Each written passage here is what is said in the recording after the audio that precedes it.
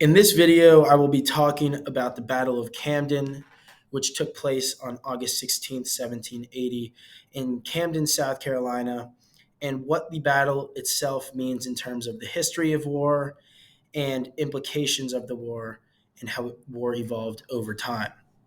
As I said, the Battle of Camden took place on August 16th, 1780, between American troops led by Horatio Gates and British troops led by Charles Cornwallis. It took place in Camden, South Carolina, where Charles Cornwallis had built a supply depot for their troops. So Gates and his 3,700 troops went to Camden, South Carolina, in hopes of taking control of the area back from the British. Cornwallis and his 2,200 troops fought Gates' troops at the site and beat the Americans by a large margin. There was an estimated 2,000 American casualties and only an estimated 324 British casualties. It was one of the worst beats for Americans in the history of the country. Depicted on this map, the red dot shows where Camden is in South Carolina. And as you can see on the map, it is fairly close to the North Carolina border, which presents problems for American troops if the British troops keep control of this area. It would allow them to push further up into North Carolina and have further success on their campaign to take control of the southern states. This is a picture of General Charles Lord Cornwallis, who was an esteemed general for the British troops who established supply depots on their southern campaign. General Cornwallis took on Major General Gates, who is shown in this picture. Gates took control of the southern troops after defeating the British in the Battle of Saratoga. However, many say he was not a good commander on the battlefield and was more successful because of other leaders under him that had more knowledge in field command. His poor battlefield leadership showed true in the Battle of Camden. The battle itself was ugly for the Americans.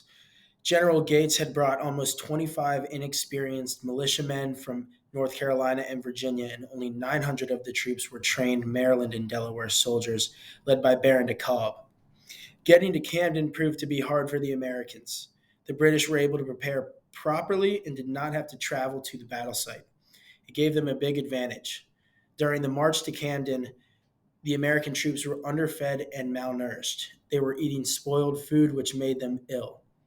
Colonel Otho Holland Williams wrote, quote, "The troops frequently felt the bad consequences of eating bad provisions," end quote, and, quote, "They were breaking the ranks all night and were certainly much debilitated," end quote. This picture shows the British troops at the Battle of Camden before the battle started.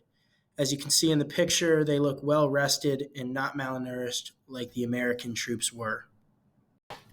On the morning of August 16th, 1780, the two armies marched toward one another. Cornwallis had already known about Gates' march towards Camden and was well prepared. Gates positioned the more experienced men on his right, but Cornwallis did the same.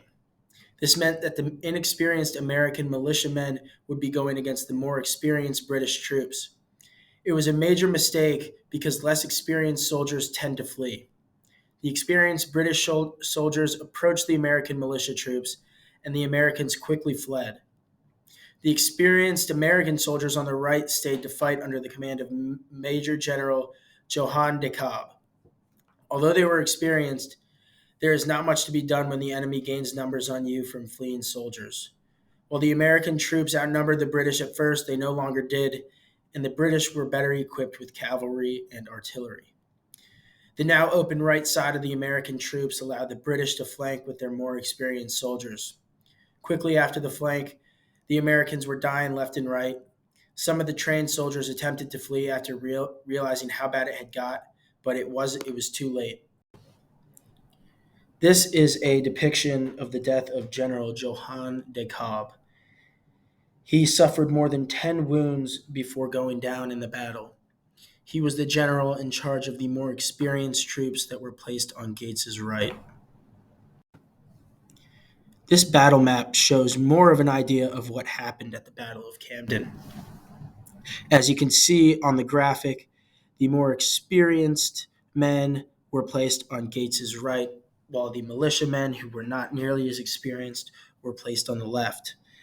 After quickly fleeing, the Cornwallis's troops were able to go behind the more experienced colonialists and were able to take them out that way.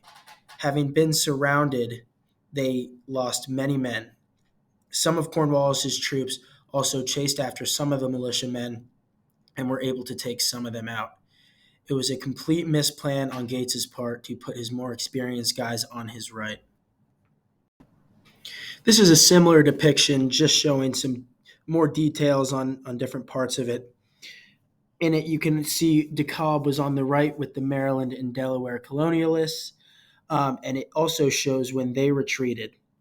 It also shows the Virginia militia and the North Carolina militia on the left that retreat, as well as some details as to where Rawdon was placed and Webster was placed and what troops they had under them. You can see that big arrow in the middle going around and flanking DeKalb's troops, the Maryland and Delaware colonialists. This is the Battle of Camden Marker. It's located near Camden, South Carolina, and this battle will go as one of the worst defeats for Americans in the history of the country. They got brutally beaten by the British and lost more than half their troops. It was huge because it allowed Cornwallis and the British troops to push further north and continue their southern campaign and take control of the southern states. But how does this fit into the concepts from the history of war? In terms of the history of war, I'll be talking about the need for supplies, specifically food, maneuver warfare, command and control, and trained versus untrained troops.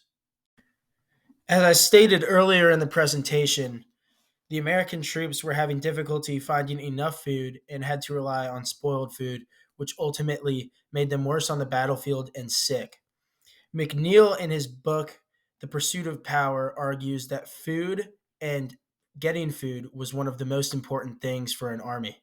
If they weren't nourished and were instead malnourished, they wouldn't perform well on the battlefield and would end up losing. The second way this relates to the concepts of history of war is maneuver warfare. Napoleon used this strategy during his reign, and Cornwallis for the British troops did the same thing. He concentrated his better forces on his right side. He disrupted the less experienced Americans and then threatened the more experienced colonialists' flank. This was more efficient than putting his more trained troops against Gates's more trained troops. This concept of maneuver warfare came by in the history of war as strategies in war progressed. Lastly, this relates to the history of war when thinking about the chain of command and trained versus untrained troops. McNeill talks about how troops need to be well drilled in order to be successful. The North Carolina militia and Virginia militia were not well drilled and did not know how to respond to the chain of command.